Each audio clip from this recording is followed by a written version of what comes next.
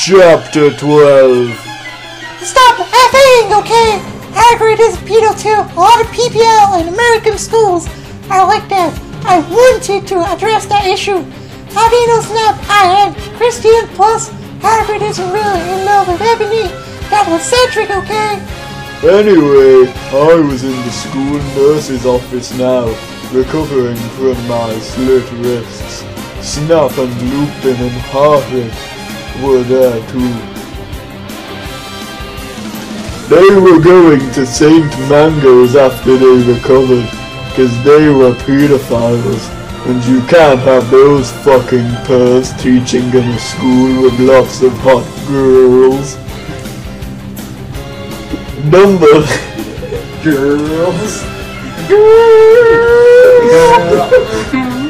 Dumbledore had constipated the kiddio camp where they took of me naked. I put up my middle finger at them. Anyway, Hagrid came into my hospital bed holding a bouquet of pink roses. Enemy, I need to tell you something. He said in a serious voice, giving me the roses. Fuck off! I told him, you know I fucking hate the color pink anyway. I don't like fucked up brats like you. I snapped. Hagrid had been mean to me before for being gothic. No, enemy. Hagrid says, those are not roses. What? Are they goths to you, you puzzle prep? Oh yes, cause I was angry that he had brought me pink roses. I saved your life. He yelled angrily. No, you didn't, I replied. You saved me from getting a Periscope and video made from your shower scene and being viewed by Snap and Lupin. Who masturbated? See, is that spelled wrong? To it, he added silently. Whatever! I yelled angrily. He pointed his wand at the pink roses. These aren't roses. He suddenly looked at them with an evil look in his eye and muttered, well, if you wanted honesty, that's all you had to say. That's not a spell, that's an MCR song! I corrected him, wisely. I know, I was just warming up my vocal cords. Then he screamed, Petulous, Mirango, Me Cremically, Romacio. For all you cool gothic MCR fans out there, that is a tribute, especially for Raven. I love you, girl. Emo Nato Okeo.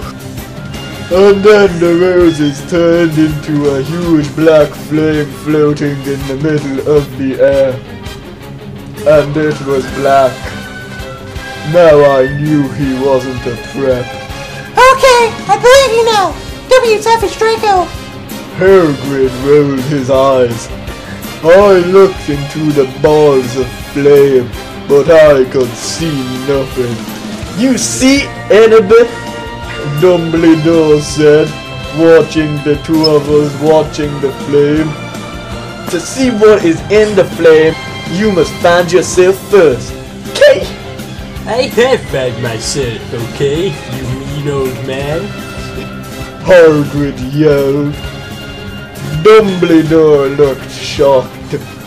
I guess he didn't have a headache, or else he would have said something back. Hagrid stormed off back into his bed. You are a liar, Prof. Dumbledore. Anyway, when I got better, I went upstairs and put on a black leather mini dress that was all ripped on the ends with lace on it. There was some corset stuff on the front. Then I put on black fishnets and black high-heeled boots with pictures of Billy Joe Armstrong on them. I put my hair all out around me so I looked like Samara from The Ring. If you don't know who she is, you're a prep, so fuck off. And I put on blood red lipstick, black eyeliner, and black lip gloss.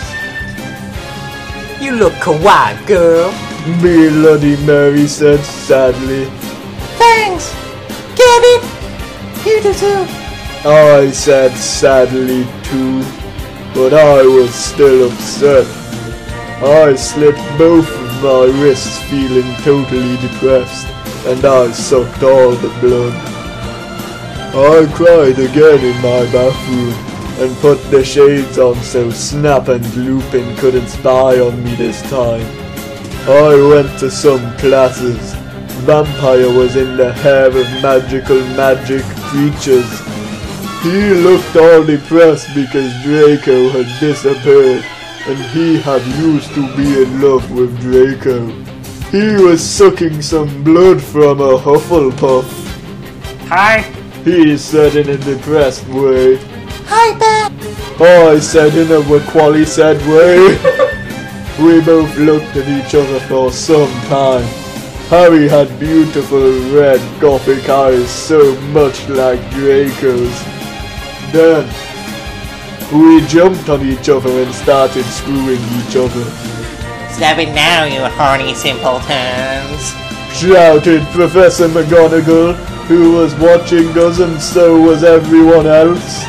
Vampire, you fucker! I said, slapping him. Stop trying to screw me. You know I loved Draco. I shouted, and then I ran away angrily. Just then he started to scream. OMFG! No! My scar hurts! And then his eyes rolled up. You could only see his red whites. No! I ran up closer. I thought you didn't have a scar anymore. I shouted. I do, but Diabolo changed it into a pentagram for me, and I always cover it up with foundation. He said back. Anyway, my scar hurt, and then I had a vision of what was happening to Draco. Voldemort has him in bondage! Special thanks to Raven, my Gothic's blood sister. What the fuck? You're supposed to read this 1 1 1 1 1 1 1. Hey Raven, do you know where my sweater are?